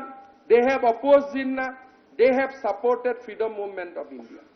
fine enough moi dispute no koru martyrs history is history kintu আজি নতুন প্ৰজন্মৰ জমিয়তে প্লিজ এইবিলাক নকব না প্লিজ আমাৰ যদি তিনিটা মই কলো খিলাফত আন্দোলন কৰিছিল পাৰ্টিশনৰ বিৰোধিতা কৰিছিল শ্বহীদ হৈছিলে আৰু ভাৰতৰ স্বাধীনতা সংগ্ৰামত তেওঁলোক জঁপিয়াই পৰিছিল প্লিজ নো ডিসপিউট মই হিষ্ট্ৰী ডিসপিউট এইখন সদনত বহি কিয় কৰিম বাট অধ্যক্ষ মহোদয় এটা নতুন জেনেৰেশ্যনৰ জমিয়তক চাওক কিহৰ কাৰণে হিমন্ত বিশ্ব শৰ্মাৰ দৰে ব্যক্তি এজনো বিদ্ৰোহী হৈ উঠে তাৰ সংজ্ঞা আপুনি বুজি পাব লাগিব মানে কয় হিন্দু বিজেপি কিয় অধ্যক্ষ মহোদয় জমিয়ত উলেমা ই হিন্দে এইখন মেমৰেণ্ডাম দিলে কাক ক্লজ 6 কমিটিৰ chairman this is A very well written memorandum এই মেমৰেণ্ডামখন বহুত দীঘলীয়া পেজৰ মেমৰেণ্ডাম খুব ভাল কৰি লিখিছে অসমৰ হিষ্ট্ৰীটো তাত কি লিখিলে জানে অধ্যক্ষ মহোদয় মই চিন্তা কৰো যে 30 বছৰ পিছতো এইবিলাকেই বুৰঞ্জী হ'ব 30 বছৰ পিছত যেতিয়া আপোনালোক ক্ষমতাত আহিব কোনোবাই কৈছে আজমল মুখ্যমন্ত্ৰী নহয় আজ কোনেও ৰাখিব নোৱাৰে আপোনালোক ইয়াত আহিবই কাৰণ এইটো it is a rule of law you are getting majority আজিতো বাগবৰত কেতিয়াও গগৈ ডাঙৰীয়া বিধায়ক হ'ব নোৱাৰে জনিয়াতটো হ'ব নোৱাৰে ময়ো হ'ব নোৱাৰো চ ৰুল অফ ল আপোনালোক আহিবই এইটো বিধানসভাত প্ৰবাদ বাক্য হিচাপে মোৰ ৰাখি থক মোৰ সমস্যাটো হ'ল অসমৰ ইতিহাসটো ঠিক থাকিবনে নাই জমিয়ত উলেমা হিন্দে এই মেমৰেণ্ডাম দিছে আমাৰো বহুত সদস্য জমিয়তৰ মেম্বাৰ মই ব্যক্তিগতত নাযাওঁ তেওঁলোকে দিছে regarding the historical development on Barak and Brahmaputra Valley touching the question of indigenous inhabitants of the same Assam State Jamiyat Ulema likes to annex at erudite articles written and incorporated by Mr. Abdul Muhib Mojumdar, a senior advocate of Guwahati High Court and a senior politician of the state of Assam in his book Down the Memory Lane number 3 at pages 117 to 135 as Annexure 1 which is self-explanatory. ইয়াত কি লিখা আছে জানে দেৱব্ৰত শইকীয়া ডাঙৰীয়াই চাউলুং চুকাফাৰ কথা ক'লে শংকৰদেৱৰ কথা ক'লে তাত কি লিখা আছে যে মংগোলয়তসকল আক্ৰান্ত আছিল আৰু আজি আহা বাংলাদেশৰ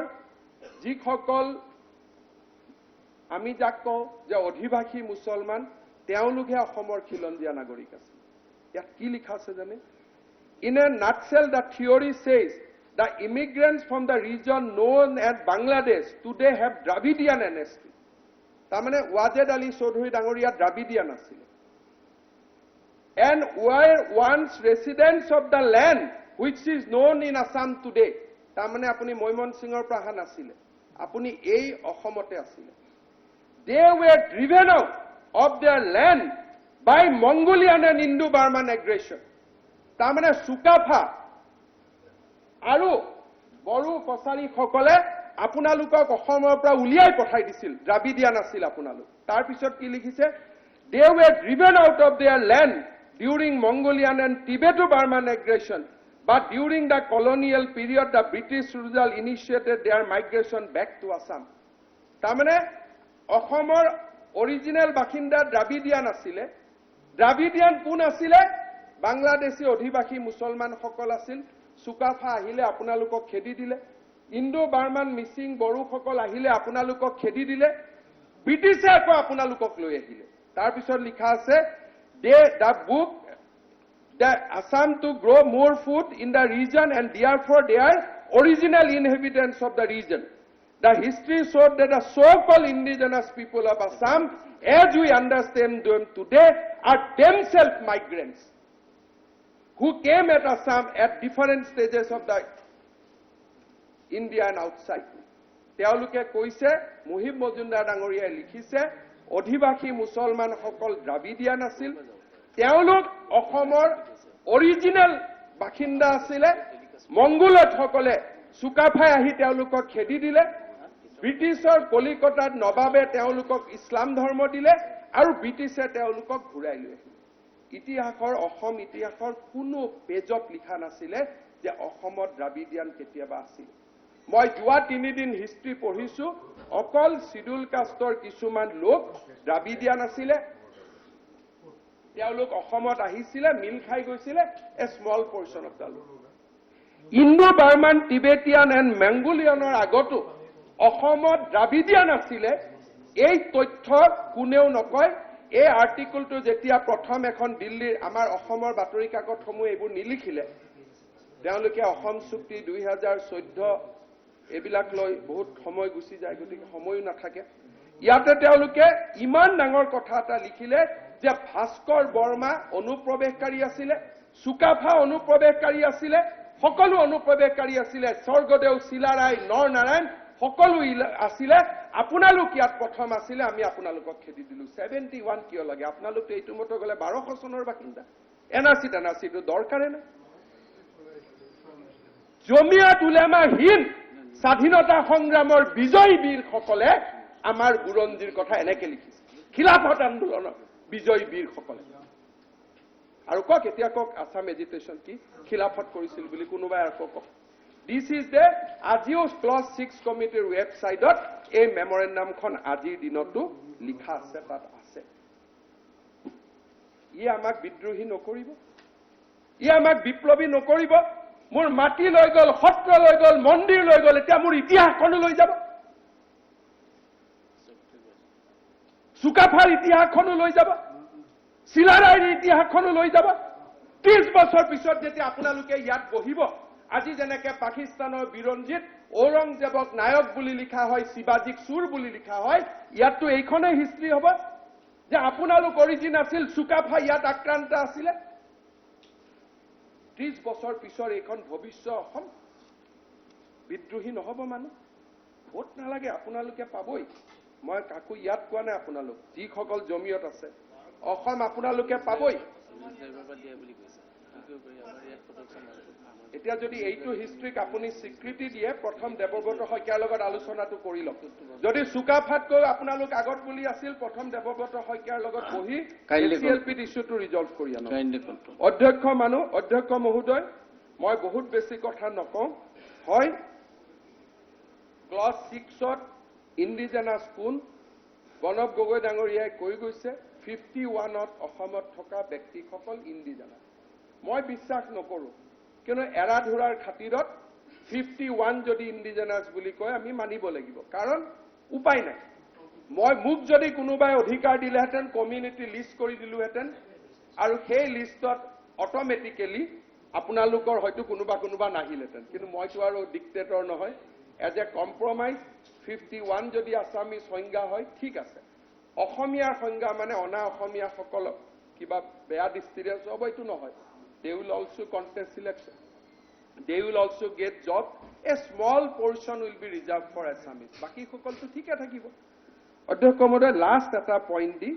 মই সামৰণি মাৰিম বেছি সময় নলওঁ অধ্যক্ষ মহোদয় মোৰ দুখ লাগে কেতিয়াবা মানুহে কয় যে হিন্দু বঙালীসকলে আহি অসমীয়া ভাষা সংস্কৃতি নোহোৱা কৰি অসমীয়া কিমান মানুহে বঙালী ছোৱালী বিয়া কৰাইছে আৰু কিমান বঙালী ল'ৰা অসমীয়া ছোৱালী বিয়া কৰাইছে তাৰ হিচাপ নাই আজিৰ বোলছবি জগতৰ বিখ্যাত অভিনেত্ৰী নিশিতা গোস্বামীৰ পত্নী বঙালী পতি বঙালী চলি আছে কাৰণ সনাতন ধৰ্মক আমি বিশ্বাস কৰো কথা বতৰা আছে আজিতো আমি মুছলমান ছোৱালীও বিয়া কৰাইছো মুছলমান ল'ৰাও বিয়া কৰাইছে কিন্তু বঙালী আৰু অসমীয়াৰ বৈবাহিক সম্পৰ্কতে আজি 10 লাখ পৰিয়াল আবদ্ধ মনিষা হাজৰিকাক জয়ন্ত হাজৰিকাই বিয়া কৰাই লৈ আহিছিল আজি কিমান ধুনীয়া অসমীয়া গান গায় গতিকে এই কথাবিলাক বৰ যিটো কৈছিল যে ভাষাৰ ভিত্তিত জাতীয়তাবাদ নহয় ৱাজেদ ডাঙৰীয়াই কৈছিল মই তাক কোনোবাই যেনে কৈছিল যে দেৱব্ৰত শইকীয়াই কৈছিল নেকি যে ভাষাৰ ভিত্তিত জাতীয় মই বিশ্বাস কৰোঁ জাতীয়তাবাদ এটা ভূমিৰ প্ৰেমক লৈ ভাষাৰ ভিত্তিত জাতীয়তাবাদ হলে মিচিং ভাষাটো মই নকওঁ বড়ো ভাষাটো মই নকওঁ গতিকে অসমীয়া ভাষা ভিত্তিক জাতীয়তাবাদ হ'বই নোৱাৰে জাতীয়তাবাদ এই ভূখণ্ডৰ প্ৰতি মৰম আৰু প্ৰেমেৰে হ'ব কাৰণ ভাষা বৰ্ণিল বড়ো ভাষা ক'ব মিচিং ভাষা ক'ব এই অসমীয়া ভাষা কেন্দ্ৰিক উগ্ৰ জাতীয়তাবাদৰ কাৰণে বৰ অসমখন বিচ্ছিন্ন হৈ গ'ল নহলে বৰ অসমখন কেতিয়াও বিচ্ছিন্ন নহলহেঁতেন ভাষা তিৱাৰ নিজৰ ভাষা আছে বড়োৰ আছে মই অলপ আগতে কৈ দিলো যে মংগোলয়তসকল আহিছিল ইণ্ডো টিবেটিয়ান বাৰ্মন সকল আহিছিল তেওঁলোকৰ অসমীয়াটো এটা এছেম্বল লেংগুৱেজ পিছত লিংগুই ফ্ৰিংকা ভাষা ভিত্তিক জাতীয়তাবাদ হ'বই নোৱাৰে নামনি উজনিৰ ভাষা বেলেগ ব্যাকৰণ বেলেগ ভাষা হ'ব এই ভূখণ্ডৰ প্ৰতি থকা মৰম আৰু প্ৰেমেৰে জাতীয়তাবাদ। অধ্যক্ষ মহোদয়, মানুহৰ মনত এটা ভুল ধাৰণা আছে যে বঙালী ভাষা অকল বঙালী হিন্দুৱে কয় বুলি। ভেৰি ভেৰি ৰং কনচেপশ্যন। বঙালী ভাষা বঙালী হিন্দুৱে নকয়, বঙালী মুছলমানেও বঙালী ভাষা কয়। এই কথাটো লৈ পেলাই এই বঙালী হিন্দু আহিলে বঙালী হৈ যাব, কিয় হ'ব 5 লাখ আহিলে?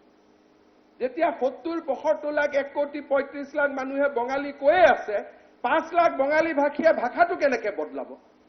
আজি ঢেকিয়াজুলিত এখন স্কুলে অসমীয়া ভাষালৈকে ৰূপান্তৰ হৈ গ'ল, বিশ্বনাথ চাৰিআলিত এখন বঙালী স্কুলে অসমীয়া ভাষালৈ ৰূপান্তৰ হৈ গ'ল। 3খন। যদি সময় আৰু সুবিধা পাওঁ, অসমৰ বঙালী হিন্দু লোকসকলে উদাৰভাৱে অসমীয়া সংস্কৃতি গ্ৰহণ কৰিব, তাত মোৰ কোনো সন্দেহ নাই। কনফ্লিক্ট আছিলে, আজি ইয়ে কনফ্লিক্ট ৰিজলভ কৰি দিলে এই এমেণ্ডমেণ্টে। এতিয়া আমি এটা নতুন যুগত অৱতীৰ্ণ হ'ম। বৰাক উপত্যকাৰ কথা বেলেগ, বৰাক উপত্যকাৰ নিজস্ব ভাষা কৃষ্টি শৈলী আছে, তেওঁলোকৰ কথা মই ক'ব খোজা নাই। আমাৰ সভ্যতা ব্ৰহ্মপুত্ৰ উপত্যকাৰ সভ্যতা। হোমেন বৰগোহাঁই ডাঙৰীয়াই নাগৰিকত কেতিয়াবাই লিখি থৈ গৈছে, বৰাক উপত্যকা অসমীয়া ক'লে ভাল পাম, বাট নেভাৰ ইম্পজিশ্যন। ময়ো বঙালী ক'ব চেষ্টা কৰোঁ, কেতিয়াবা নোৱাৰো, বেলেগ কথা, বাট ডিফাৰেণ্ট ইছ্যু। অধ্যক্ষ মহোদয়, সৰু এটা উদাহৰণে মই সামৰিম। কলগেছিয়া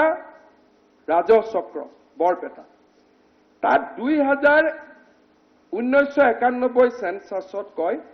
3186 জন হিন্দু আছে। মই ভাবো এইটো ডিসপিউট নহব। জনিয়াৰ নতুন বিধায়ক আহিছে, তেখেতে হয়নে দাদা মই ঠিকে কৈছো? চেক কৰিব। 2খনেই গাঁও আছে। 2011ত এইটো সংখ্যা কলগেছিয়া, গোটেই জনিয়া সমষ্টি কোৱা নাই, কলগেছিয়া ৰেভিনিউ চাৰ্কেলত হিন্দু আৰু কমি আহিলে 1391 হ'ল। 3000 আছিলে 1991, 2011ত হ'ল 1300। ঠিক আছে। 1991 কলগেছিয়াত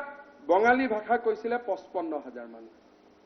যদি 1991 3000 তাত হিন্দুৱে আছে, ইনক্লুডিং বঙালী অসমীয়া চব মিলি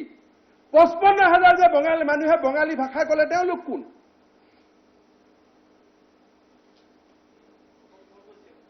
কলগেছিয়া ৰেভিনিউ চাৰ্কেল। মই নিজৰ ডাটাৰ পৰা কৈ আছো।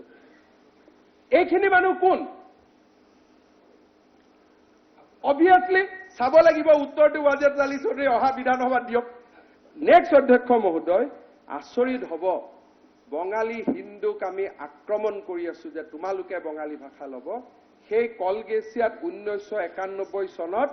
55,000 মানুহে বঙালী কৈছিল। 2011ত কিমানে ক'লে জানে? চেন্সাছত 1,39,000 মানুহ। চেন্সাছত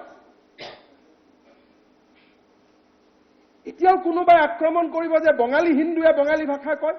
এই গোটেইখিনি অসমীয়া সদায় ঘিন কৰি থকা হয়, ঠেলি দিয়া হয়, তাৰ কাৰণে বাংলাদেশী বুলি অপবাদ কৰি থকাৰ কাৰণে খঙত কিজানি লিখি দিলে। আচ্ছা, তাৰ মানে লিখিলে গোটেইখিনি অসমীয়া, একদম গোটেইখিনি অসমীয়া অৰ্থাৎ বাংলাদেশী কৈ থাকিব। ঠিক আছে, তাৰ মানে মৰণ কৰক। ৰ'ব নাই, তাৰ মানে কলগছিয়াটো গোটেই অসম নহয়তো, কলগছিয়াটো গোটেই অসম নহয়। আপোনাৰ সমষ্টিও কম, আপোনাৰ সমষ্টি নোকোৱাকৈ কিয় থাকিব? ঠিক আছে, চব কম, প্লিজ চব কম, চব কম। please. খালি খবৰ পোৱাত এইটোতো ডাটা কৈ আছো ভাই, ৱেবছাইটত গৈ ডাটা চাব। ইয়াততো কোনো প্লিজ অধ্যক্ষ মহোদয়, আজি এইটো কথা ইয়াত হাউচত কলগেছিয়াৰ, যাক ব্যক্তিগত দাদা হিচাপে মই সন্মান কৰো, ইলেকশ্যনত মোক 2-এজনে সুধিছিলে কাক ভোট দিব লাগে। মই বোলো ইয়াতকৈতো দাদা ওপৰত, এইটো ব্যক্তিগতভাৱে সদায় কথা একো নাই। কিন্তু তেওঁ আজি ক'লে যে কলগেছিয়াৰ মুছলমান সমাজে খঙত মাতৃকো বদলাব পাৰে।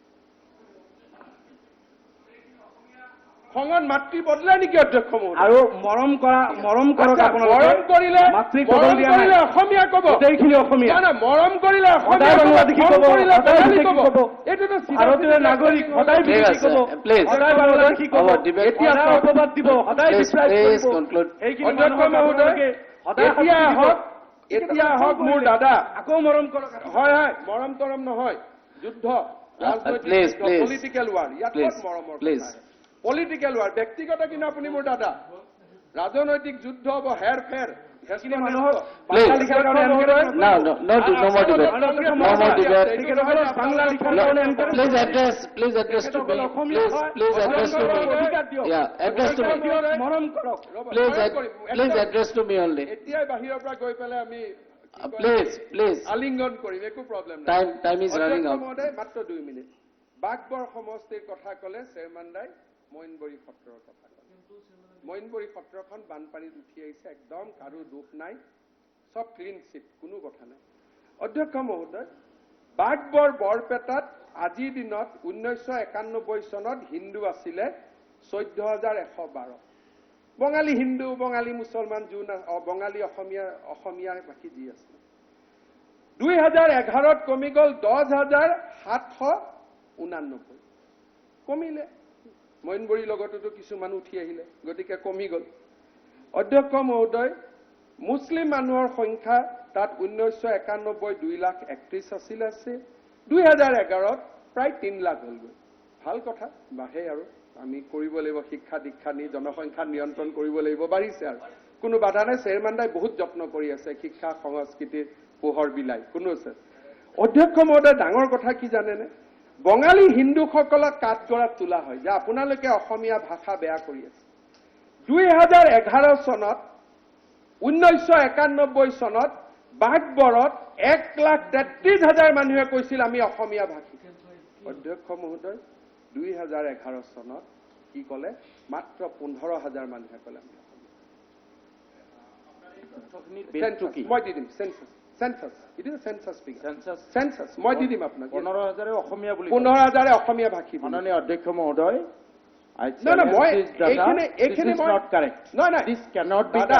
দাদা যদি কাৰেক্ট হয় এইটোতো মই সংশোধন ঠিক আছে,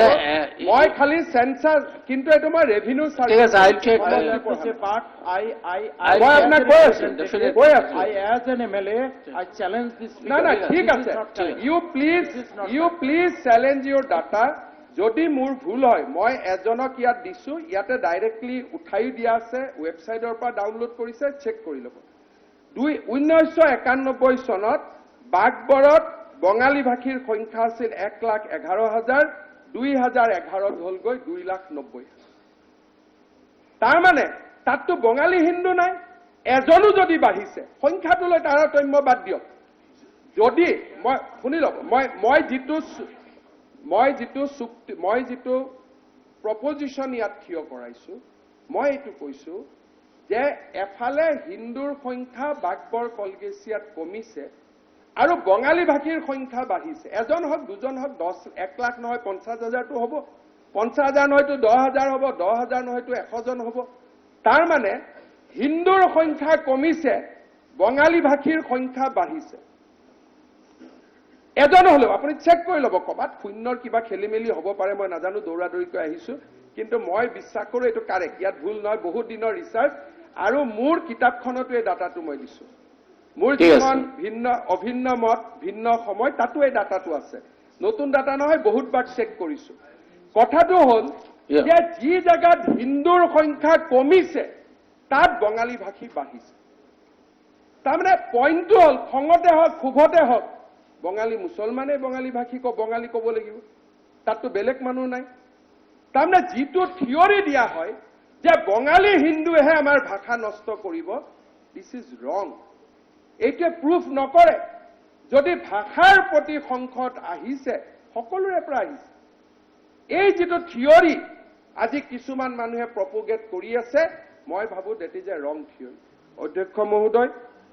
মই আৰু নকওঁ, কাৰণ এই গোটেই কথাখিনি মই ইতিহাসৰ পাতৰ পৰা কৈ আহিছো। অসমৰ ভৱিষ্যত 5 লাখ বঙালী ভাষী হিন্দুৰ পৰা কেতিয়াও নষ্ট নহয়। কাৰ পৰা নষ্ট হ'ব, কি হ'ব, সেইটো অসমীয়া মানুহে জানে, অসমীয়া মানুহে বুজি পায়। আৰু সময়ৰ সোঁতত মই নাথাকিম, মোৰ এই ভাষণটো মোৰ ল'ৰাজনক দি থৈ যাম, 30 বছৰ পিছত ক'ব দেউতাই ঠিক কৈ থৈ গৈছে। বঙালী হিন্দু কেতিয়াও অসমৰ মুখ্যমন্ত্ৰী হ'ব নোৱাৰে। কোনোবা কিবা চিলাদিত্য মুখ্যমন্ত্ৰী দূৰলৈকে আহিব নোৱাৰে, দূৰলৈকে আহিব নোৱাৰে, এইটো সম্ভৱ নহয়, দূৰলৈকে আহিব নোৱাৰে। আৰু নাহে, কাৰণ আজিলৈকে বঙালী হিন্দু মানুহে সংবিধানত 30 বছৰ ঠিক আছে। পিছত মোৰ নুৰুল ভাই ঠিক আছে নুৰুল ভাই প্লিজ হ'ব নোৱাৰিব আজমল চাহেবটো ঢুকাই যাব সংবিধানত আছে নেকি প্লিজ আনোয়াৰ টাইমো আজি yes Conclude. ৱাজেদ দাই ঠিক কথা কৈছে যে সংবিধানত কোনো বাধা নাই হয়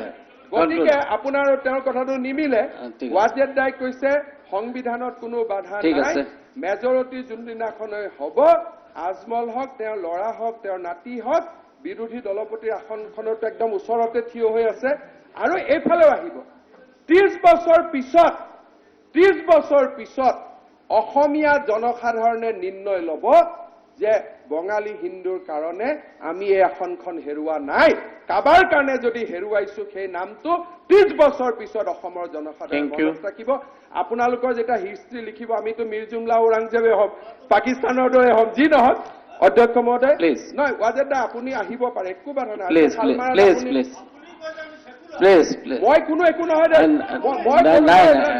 প্লিজ কনক্লুড একদম অসুবিধা নাই no need to answer no need to no need আরে- আপুনি কওক এতিয়া প্লিজ ঠিক আছে কংগ্ৰেছ দলৰ ভিতৰত কথাবিলাক কিয় নহয় নহয় আপোনালোকে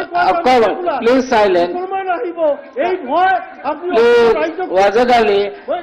please you can also please conclude মই ৱাজেদ আলী দাক ধন্যবাদ আৰু কৃতজ্ঞতা জনাইছো যে আমি সেকুলাৰ যদি মেজৰিটি মুছলমানৰ হয় মুছলমান মুখ্যমন্ত্ৰী হ'ব পাৰে ভাল কথা ক্লিয়াৰ এইটোতো কোনো বাধা নাই খালি আছুৰ নেতাসকলে কৈ আছে যে হিমন্ত এইটো ভয় দেখুৱায় এইটো যে ভয় নহয় আপোনাৰ বুকুটো যে সপোনটো আছে আজি আপুনি কৈ দিয়াৰ Please, কাৰণে মই please, ধন্যবাদ conclude, জনাইছো conclude. যি নহয় অধ্যক্ষ মহোদয় হ'ব পাৰে আৰে ঠিক আছে। এয়াৰ আনটোলে আনোৱাৰ টাইমুৰ চব হ'ব পাৰে ঠিক আছে হ'ব পাৰে ঠিক আছে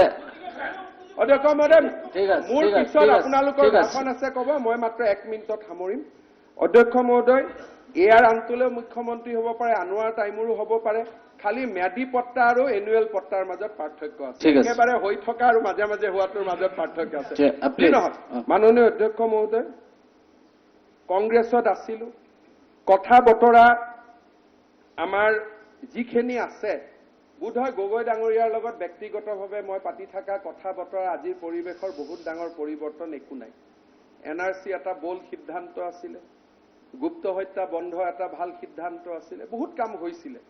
নহয় বুলিতো কোনেও নকয় ইতিহাসত মই প্ৰত্যেক ইণ্টাৰভিউটো কম যে গগৈ ডাঙৰীয়াই কৰি যোৱা কামখিনিৰ কাৰণে গগৈ ডাঙৰীয়া যুগমীয়া হৈ থাকিব কোনেওতো ডিজন নকৰে সিদিনাখনো গগৈ ডাঙৰীয়াই যিখিনি কথা ক'লে ইণ্টাৰভিউত যে হিমন্তই কোৱাটো ঠিকে আছে বহুত বেছি নাহে 87তো এমেণ্ডমেণ্ট হৈছিল 93টো হৈছিল that is the factual thing ইয়াত বেলেগ কথা একো নাই অধ্যক্ষ মহোদয় মই অসমৰ জনজীৱনক বিনম্ৰতাৰে সৈতে কম দেৱব্ৰত শইকীয়া ডাঙৰীয়াই যিটো কৈছে যে ইয়াতে কোনো প্ৰমাণ নালাগে দিনে দিনে 2014ৰ নাম ক'ব পাৰিব অনুগ্ৰহ কৰি যদি এখন এবাৰ পঢ়ি চাই এজ গেজেটেড তাত লিখা আছে the central government on authority specify in this behalf may subject to such condition restriction manner as may be prescribed তাৰমানে ব্যক্তিগত কথা বাদ দিয়ক বহুত মিটিঙতো মই বহুত কথা কওঁ আপোনাৰ মিটিঙত বহুত কথা কয় পলিটিক্যাল পুৰা ভাষণটোতো আমি নুশুনো ক্লিপ এটাহে পাওঁ 45 মিনিটৰ ভাষণটোতো নুশুনো এইখন ৰাষ্ট্ৰপতিৰ দ্বাৰা স্বাক্ষৰিত আইন ইয়াত কোৱা হৈছে এজ মেনাৰ প্ৰেছক্ৰাইব তাৰমানে ৰুল আহিব আৰু ৰুলত লিখা থাকিব যে 2014ত আহাৰ আগৰ প্ৰমাণ কিবা দিব লাগিবনে নাই সময়ে ক'ব কিন্তু যিয়ে নহওক কিয় আজিৰ দিনত আমি এইটো কথা ক'ব নোৱাৰো যে যোনে আহিব সিয়ে পাব rules is yet to be frame rule frame হোৱাৰ পিছতহে আমি কথাখিনি ক'ব পাৰিম থেংক ইউ মই বিনম্ৰতাৰে অধ্যক্ষ মহোদয়ক অনুৰোধ কৰিম ৰুল হোৱা নাই ৰুলত এই বিধানসভাই ক'ব পাৰে যে ৰুল ফ্ৰেম কৰোতে 2014ত অহাৰ ক্লিয়াৰ প্ৰমাণ এটা সন্নিবিষ্ট কৰা হওক এই বিধানসভাৰ ৰাইট আছে যদি আমি ভাবো যে উই নিড টু প্ৰটেক্ট আৱাৰছেলফ বাস কেন্দ্ৰীয় চৰকাৰে মানিব লাগিব বিধানসভাৰ কথা যে 2014ৰ আগত ইয়াত থকাৰ প্ৰমাণ দিয়া হওক অন্তত এনআৰচিত এপ্লাই কৰাটো এটা প্ৰমাণ হ'ব পাৰে দ্বিতীয়তে যে 3 মাহ বা 4 মাহৰে সময়সীমা দিয়া হওক আৰু ভৱিষ্যতে কেতিয়াও অসমত এটো এক্সটেনশন কৰা নহব তাৰ কথাটো লিপিবদ্ধ 3 মাহৰ ভিতৰতে আমি গম পাই যাম এটো 5 লাখ নে প্ৰামাণিক সত্য নে হিমন্ত বিশ্ব সত্য দেৱব্ৰত শইকীয়া ডাঙৰীয়াক অনুৰোধ কৰিম, আপুনিতো প্ৰামাণিকক লগো পোৱা নাই, মোক দিনে ৰাতিয়ে লগ পায়, অলপ দিনৰ কাৰণে মোক বিশ্বাস কৰক। Please. মই নাজানো, প্ৰামাণিকক বিশ্বাস কৰাটো নালাগে, অকণমান এইখিনি সময়ৰ কাৰণে মোক বিশ্বাস Thank you. কৰক। অধ্যক্ষ মহোদয়, আপোনাক ধন্যবাদ জনাইছো। 3টা কথাৰে সামৰিম, স্পীচ নহয়। এটা হ'ল যে অসম চুক্তিৰ 71 কাট অফ নহয়, 67। অসম একৰ্ডত আনৰিজল্ভ ইছ্যু আছিল, সময়ৰ সোঁতত অমীমাংসিত প্ৰশ্নবিলাকৰ সমাধান হৈছে, তাক আমি ৱেলকাম কৰিব লাগে। তৃতীয়তে, অসমৰ ইতিহাস বিকৃত কৰাৰ প্ৰৱণতাটোক আমি গৰিহণা দিব লাগে। চতুৰ্থতে, কংগ্ৰেছ দলৰ বিৰোধিতা দিল্লী আৰু দিছপুৰত একেধৰণৰ হওক, তাক আমি কামনা কৰিম। Thank you. তৰুণ গগৈ ডাঙৰীয়া, তৰুণ গগৈ ডাঙৰীয়া, Just 2 minutes. তৰুণ গগৈ ডাঙৰীয়া, আপোনাক দিয়া হ'ব, টাইম মই দিম।